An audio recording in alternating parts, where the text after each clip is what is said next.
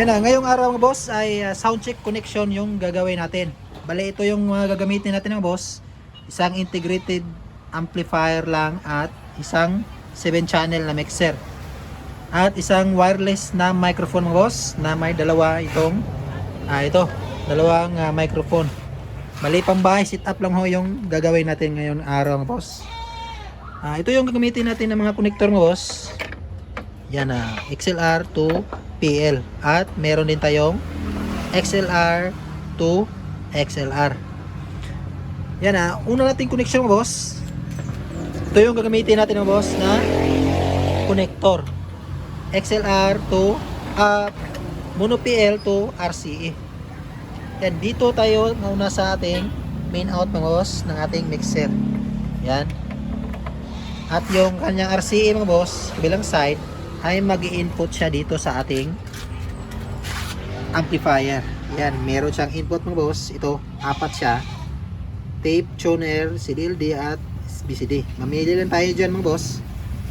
Yan, dito tayo mag-input sa VCD. Tapos, doon sa harapan mga boss, select natin doon sa harapan na selector natin sa VCD. Kasi sa VCD tayo naka-input. Tapos mga boss,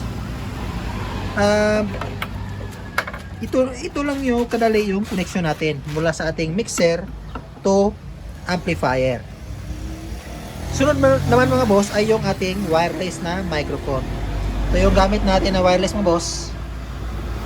Yan, dual microphone yung kanyang dala. Ayan, ang connection natin dito mga boss ay dito tayo sa likod. Meron siyang dalawang out mga boss yung ating wireless microphone. Meron siyang balance at unbalance. Ang magandang gamitin dito mga boss ay yung balance na out. Itong output A, output B. Ito yung magandang gamitin mga boss. Kasi yung pwede rin naman yung unbalance. Ang problema lang dyan ay hindi natin makukontrol yung microphone individual. Di katulad ng balance na out mga boss, A at B, ay makukontrol natin yung dalawang microphone isa-isa. Lalo na't may gagamit na malaki yung boses at maliit yung isang gagamit naman na boses. Pwede natin makontrol yung frequency ng bawat isa sa itong dalawang microphone na ito. Yung gagamitin natin dito mga boss ay yung balance na output. Yan, ito yung channel A. Yan, yung channel A mga boss ng out ng ating wireless receiver. Yan, saksak natin dito mga boss. Yan, yung channel A na yan na out ay mag-input naman siya dito sa channel 1 ng ating mixer. Yan, input natin dyan mga boss. Yan. Tapos yung channel 2 ng ating wireless mic na out, yan, saksak natin itong ating XLR. Yan. Yung kabilang side niya mga boss ay mag-input naman sa channel 2 ng ating mixer. Yan. Ganyan lang ho kadali mga boss yung ating connection para sa wireless to mixer. Test natin yung ating wireless mga boss na microphone. Yan, unang i-on natin mga boss ay yung ating mixer. Dapat una siyang naka-on mga boss. Yan, naka-on na yung ating mixer mga boss. Tapos nating susunod nating i-on mga boss ay yung ating wireless. Yan, on natin yan. Yan na yung wireless natin na microphone mga boss. Tapos yung ating amplifier. Yan yung tamang pagka-on ng mga gamit ng boss. Kasi pag naunang naka-on yung amplifier tapos sunod yung mixer is lalagapak yung speaker natin. Baka magulat tayo. Malakas pa naman yung lagapak pag nauna naka-on yung amplifier. Yan mga boss, naka-on na yung mga gamit natin. Ito yung unang microphone na i-test natin. Yan, i-on natin mga boss. Yan, naka-on na. tingnan din na boss, yung channel A yung unang umilaw. Ibig sabihin, dito natin siya makukontrol mo boss. Ito yung kanyang volume sa channel A na ating microphone. Full natin yung kanyang volume boss ng ating microphone sa channel A.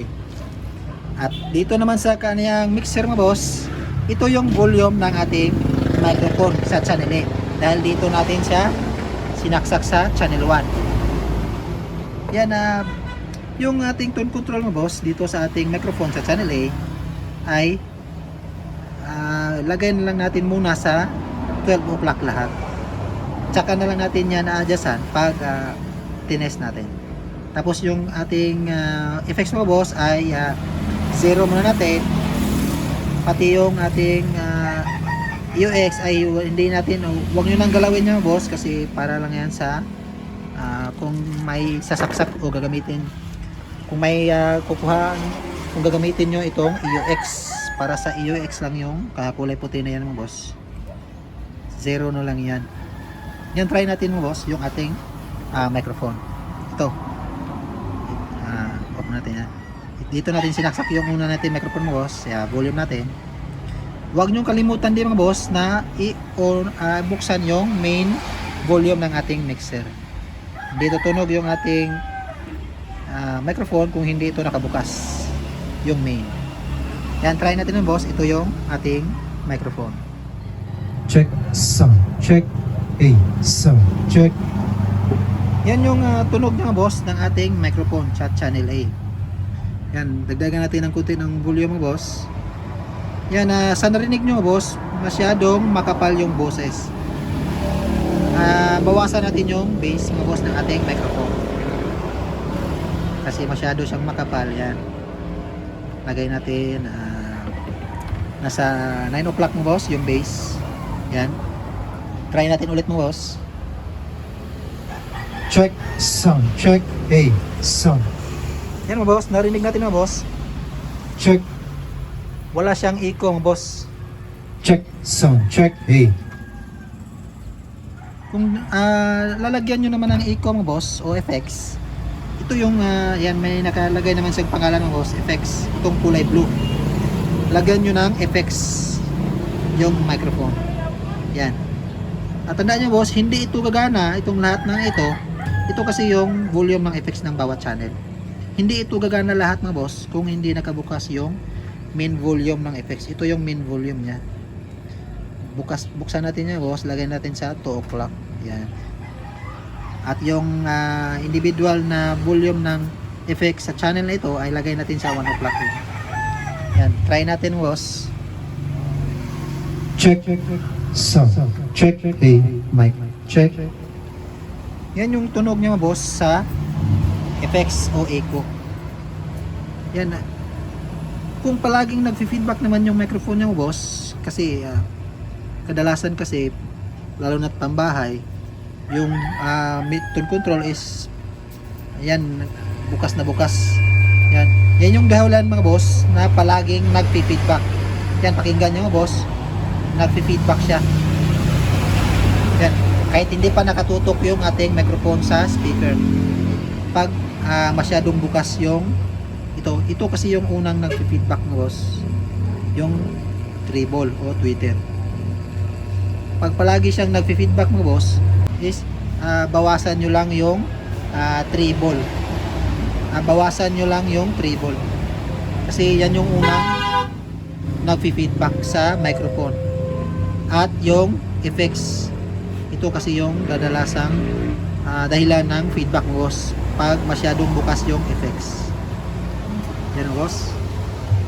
Dito naman sa channel 2 mga boss, yung pangalawa nating microphone is katulad din yan dito sa channel 1. Kung ano yung nandito sa channel 1, yung kanyang mga control is pareho lang yan din.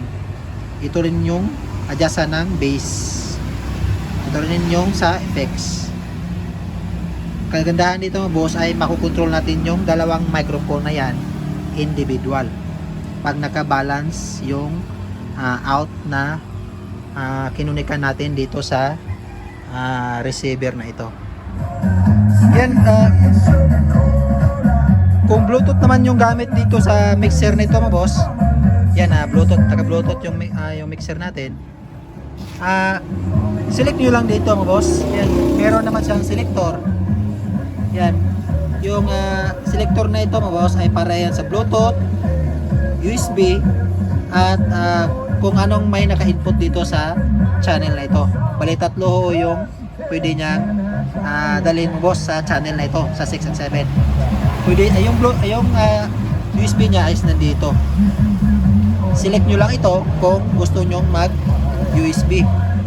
Kung Bluetooth naman, isi-select nyo rin ito pa-release kung Bluetooth naman. Kung yung kable naman na ito, ay select nyo ulit kung may input kayo na audio dito sa channel na ito. Yan boss. At ito yung microphone natin. Yan. Volume nyo lang kung gusto nyong kumanta, volume nyo lang yan. At ito yung music natin para sa video okay. Yan boss. Kontrolin nyo lang yung audio nyo dito, bawasan nyo ng bass. Yan. O dagdagan nyo ng bass. Yan boss.